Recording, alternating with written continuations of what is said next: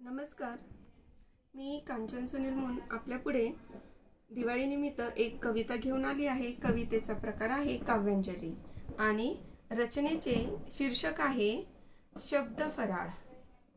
आनंदी दीपोत्सव स्वादिष्ट फराळ शब्दात, मेजवानी निशब्दात आठवणीत, मेजवानी निशब्दात आठवणीत, मनाच्याच भावाने मनाच्याच भाषेने पदार्थाची घेऊ लज्जत, प्रेम भाव उपजत अभिलाषा। अंतरात्म्यात शंकरपाळे, अंतरात्म्यात शंकरपाळे, सुरेख गोड खुसखुशीत, खाऊनी लसलशीत मजेदार। कुरकुरीत चकली, कुरकुरीत चकली कढईत जाऊन लप बसली, तळताच हसली गरगरीत। चटकेदार चिवड्यात, चटकेदार चिवड्यात सारेच आले उर्मित, झणझणीत खमखमीत चिवडा, झणझणीत खमखमीत चिवडा।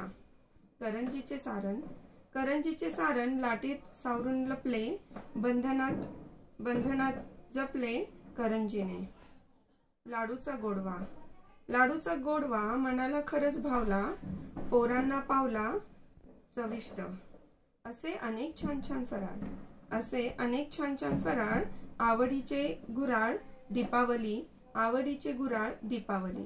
खूप खूप धन्यवाद।